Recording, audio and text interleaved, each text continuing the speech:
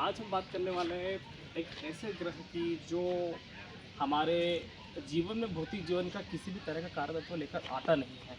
ठीक है, ये पूरी तरह से एक हम बोलते हैं ना कि पराविज्ञान है, ऑक्युल्ट साइंस है, अलग यूनिवर्स का ग्रह है ना? तो आज हम बात करने वाले केतु का, है ना? जिसके पास कोई भौतिक जीवन नहीं है, वो पूरी तरह से नेचुरल प्लैनेट है। केतु होता क्या है? हाँ, सबसे पहले हम केतु को समझते हैं। तो केतु हमारे जीवन में क्या है?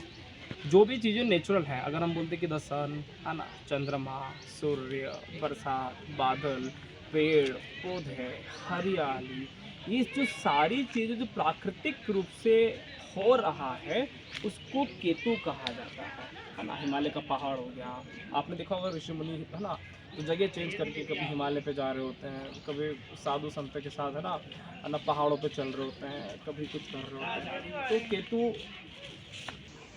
तो केतु पूरी तरह से एक प्राकृतिक ग्रह है। जो भी चीज़ें प्राकृतिक रूप से होता है, नेचुरल जो भी होता है उन सबको केतु कहा जाता है। अननेचुरल जो भी है, जैसे कि पहाड़ को काट के, है ना, मैदान कर दिया, है ना, अननेचुरल तरीके से आपने कई खेती बाड़ी चालू कर दी, अननेचुरल तरीके से आपने, है ना, प्रकृति का, है ना, उपयोग कर लिया, है ना, उसका दुरुपयोग कर लिया। तो ये जो भी अप्राकृतिक तरीके से कर रहे हैं हमारी मर्ज़ी से, तो वो है, वो है राहु। और जो प्राकृतिक तरीके से हो रहा है, जिसमें किसी का कोई रोल नहीं है, उसको बोला जाता है केतु। तो हम अपने लक्ष्य पे चलते हैं। हमारा कॉन्सेप्ट क्या है आज को समझने के लिए? तो हमारा लक्ष्य ये है कि जन्म कुंडली में केतु क्या बताता है। सिर्फ अगर हमको कह दिया जाए कि सिर्फ केतु से प्रिडिक्शन करना है, सिर्फ केतु से फलित करना है, तो कैसे फलित करेंगे?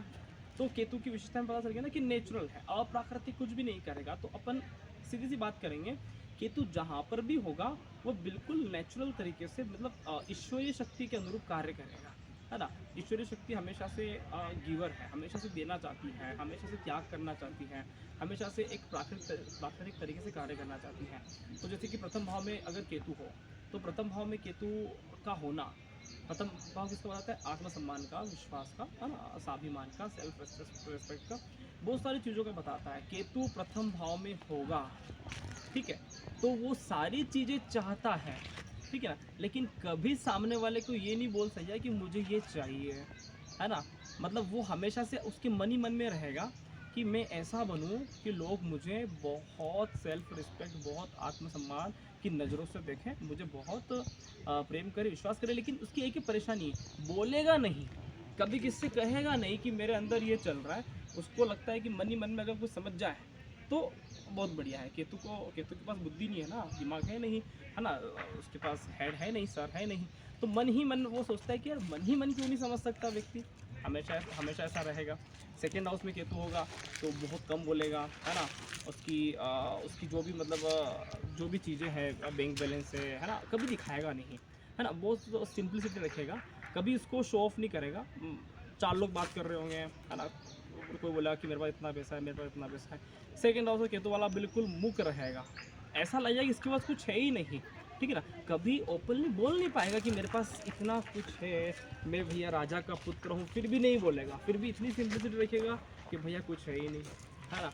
इसी तरह से तीसरा भाव का केतु, है ना, अवचेतन मन का होता है, सबकॉन्शियस माइंड का होता है। तृतीय भाव का केतु व्यक्ति को बहुत ज़बरदस्त एनर्जी देता है, ब्रह्म ऊर्जा देता है ना, तो ब्रह्म ऊर्जा देते हुए व्यक्ति को कार्य करता है, ठीक है। तृतीय भाव का केतु कई मामलों में व्यक्ति को बहुत एनर्जेटिक, बहुत ऊर्जावान बनाता है, अपनी शक्तियों का, है ना, अंदर ही अंदर उपयोग करता है ना।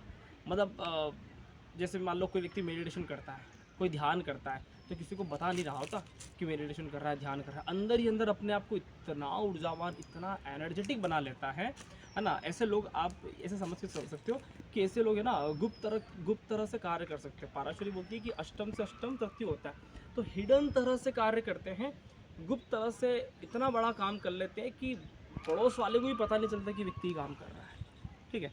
इसी तरह से फोर्थ हाउस का केतु, है ना, जो घर, मकान, माता, परिवार, फैमिली आदि इन सब चीज़ों का होता है, वहाँ पे केतु का बैठना, है ना। तो ये व्यक्ति अंदर ही अंदर, केतु मतलब हमेशा एक बात ध्यान रखो, अंदर ही अंदर अपनी माता को, अपने फैमिली को बहुत चाहेगा। बाहरी रूप से कभी बता ही नहीं पाएगा कि मैं इतना चाहता हूँ, कभी नहीं बोल सकता। अंदर ही अंदर बहुत कुछ करने की कोशिश करता है। तो केतु के साथ ये कुछ लिमिटेशन है कि ओपनली कभी नहीं बोलता। जैसे भगवान ओपनली कभी नहीं बोलता ना कि मैंने ये किया, उसी तरह से केतु कभी ओपनली नहीं बोलता कि मैंने ये किया। अंदर ही अंदर लगातार करता रहता है, बोलेगा नहीं। लगातार लोगों को चाहता है, बोलेगा नहीं। लोगों के लिए काम करेगा, बताएगा नहीं। किसी के लिए इतना कुछ करके आ गया, ये नहीं बोलेगा कि मैंने किया। जैसे आप बोलते हो ना गुप्त दान, है ना, गुप्त दान कर दिया, लिखाएगा नहीं। बोले आपके नाम का पर्चा फाड़ दे, बोले नहीं रहने दो, है ना। तो केतु के पास ये क्वालिटी है। पंचम भाव का केतु अंदर ही अंदर प्रेम करेगा, बोलेगा नहीं, है ना। भीतर ही भीतर उसके प्रेम में चला जाएगा, ज्ञान में चला जाएगा, ज्ञान की डुबकी लगा लेगा, लेकिन कभी एक्सप्लोर नहीं करेगा कि मैं ही वह हूँ, मैं ही वह हूँ, है ना। बिल्कुल भी नहीं करता। केतु ऐसा ग्रह है कि कभी अपने आप को एक्सप्लोर करता ही नहीं है। बिल्कुल शांत रहता है ना, बिल्कुल एकांत में रहता है। उसको उसको कोई बहुत बड़ा मोह नहीं होता ना यार, भौतिक जीवन का मोह है ही नहीं उसको, ज़रूरत ही नहीं किसी लोगों की। तो जब हमें किसी लोगों की ज़रूरत होती ही नहीं है, तो सामने वाला व्यक्ति बिल्कुल एकांत महसूस करता है। छठे भाव का केतु, हाँ, बहुत मेहनती, बहुत पराक्रमी, है ना। इतना इतना हार्ड वर्क करेगा, इतना मेहनत करेगा, है ना। तो इतना मेहनत करने के बावजूद भी, इसका कहानी वही, इतना मेहनत करने के बावजूद भी कभी नहीं कहेगा कि मैंने इतना काम किया। छठे भाव का केतु बहुत बढ़िया सेवक हो सकता है। किसी को बहुत अच्छा सेवक मिल जाए, किसी को बहुत अच्छे घर में नौकर चाकर मिल जाए। छठे भाव का केतु, है ना, मुंह बंद करके काम करेगा, बिना कुछ बोले काम करेगा, बहुत मन मार के नौकरी करेगा, है ना। केतु बहुत कुछ कर लेता है। सप्तम भाव का केतु, है ना, स्पाउस, पति पत्नी, पार्टनर के लिए। अच्छा, ऐसा ऐसा सप्तम भाव केतु बहुत अच्छा नहीं माना जाता, क्योंकि पति पत्नी में रिलेशनशिप ऐसा होता है कि एक दूसरे को बातें कहनी पड़ती है। सप्तम का केतु होगा, कभी नहीं बोलेगा, वो बोल ही नहीं पाता, बोलेगा तो कुछ परेशानियाँ होती हैं। तो सप्तम का केतु हमेशा से स्पाउस को लेकर कभी नहीं कह पाता कि आपने ऐसा किया, आपने वो किया, मुझे आपसे अपेक्षा है, मुझे आपसे आशा है। ऐसा कुछ सिनेरियो बनता है कि वो कभी अपने पार्टनर से, क्या भौतिक जीवन में आप एंट्री ले रहे हो, और केतु मतलब भौतिक जीवन से आपको एग्जिट कर रहा है। तो एंट्री एग्जिट में तो बहुत अंतर है ना यार। तो केतु तो एग्जिट है, निर्गमन है, राहु आगमन है, केतु निर्गमन है। तो इसके पास कोई ऐसा कुछ है नहीं। तो सप्तम भाव का केतु बहुत मामलों में पार्टनर को लेकर या तो बहुत स्पिरिचुअल होता है, बहुत आध्यात्मिक होता है, अपनी बातों को कह नहीं पाता, कोई ना कोई बात तो उसके अंदर रह ही जाएगी, ये बात गारंटेड है। अष्टम का Ketu deep knowledge, deep research, गूढ़ ज्ञान, गुप्त विज्ञान का, तंत्र का, मंत्र का, सिद्धियों का ज्ञाता, लेकिन कभी एक्सप्लोर नहीं करेगा। कभी ये नहीं बोलेगा कि मैं बहुत बड़ा पंडित हूँ, बहुत बड़ा तांत्रिक हूँ, बहुत बड़ा ऐसा हूँ, कभी एक्सप्लोर नहीं करेगा। लोगों को पता तक नहीं चलता कि ये व्यक्ति ऐसा होगा, इसको ये जानकारी नहीं एक्सप्लोर करता ही नहीं। नवम का केतु, है ना, व्यक्ति को तीर्थ यात्रा, धर्म यात्रा, साधु संतों की यात्रा, बहुत नेचुरल तरीके से, बहुत प्राकृतिक तरीके से यात्रा करेगा, ना कुछ शौक की बहुत बड़ी चीज़ें ले जाएगा कभी भी। जैसे अभी आपने देखा होगा कि जैन धर्म को, है ना, कोई, है ना, भारत सरकार में, है ना, टूरिज्म का रूप देने लग गए थे, तो सारे जैनिज्म ने विरोध किया था। तो नवम का केतु वो किसी भी चीज़ को पर्यटक नहीं बनने देता। उनको लगता है कि पर्यटक का क्षेत्र नहीं है धार्मिक क्षेत्र, ये नेचुरल चीज़ें जहाँ से प्रभु का डायरेक्ट मिलन हो, प्राकृतिक रूप से मिलन हो, है ना। तो किसी भी तरह से आपको जो नेचुरल, ये जैसे आप मेरे आसपास देख रहे हो, ये पेड़ पौधे हैं, है ना, ये सारी चीज़ें नेचुरल है यार, ये अपने आप हो रहा है, इसमें आपको कुछ करना नहीं पड़ रहा। ये सारी चीज़ें नवम भाव है, इसमें एक प्राकृतिक रूप से आपको वही चीज़ें दिखाई दे रही है जो प्रकृति ने दिया है, इसमें अननेचुरल कुछ भी नहीं है, ठीक है। इसी तरह से दशम का केतु व्यक्ति को हमेशा से सेमी गवर्नमेंट जॉब, अर्धशासकीय नौकरी, शासन प्रशासन में व्यक्ति को बहुत अच्छा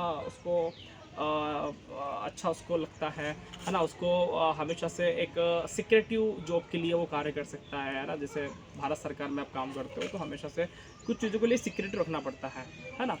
तो सिक्रेटिव जॉब व्यक्ति को मिल जाता है। 11th हाउस का केतु, उसके जो दोस्त हैं, यार दोस्त हैं, मित्र मंडल है, हमेशा से ऐसे लोग रहेंगे जो हमेशा से बहुत पहुँचे हुए हैं, है ना, आध्यात्मिक लोग हैं, पंडित पुरोहित लोग हैं, ज्ञानी लोग हैं, तो वो मिलते हैं। और लास्ट 12th हाउस का केतु, है ना, हमेशा से मोक्ष का कारक कहा गया है। तो नेचुरल रूप से सेक्रीफाइस का, दान का, मोक्ष का, धर्म का, इस तरह का केतु अपना सर्वत्र त्याग करने में भी हिचकिचाता नहीं है। आपको अपना धन संपत्ति प्रॉपर्टी सब कुछ दान कर देगा, सब कुछ सर्वत्र त्याग करने में भी उसको कोई टेंशन नहीं होता। तो केतु अलग अलग भाव में अपनी चीज़ों को लेकर नेचुरल है ना वे बताता है ना। तो आशा है आपको केतु के बारे में चीज़ें समझ में आ रही होगी। सभी का बहुत बहुत धन्यवाद। नमस्कार।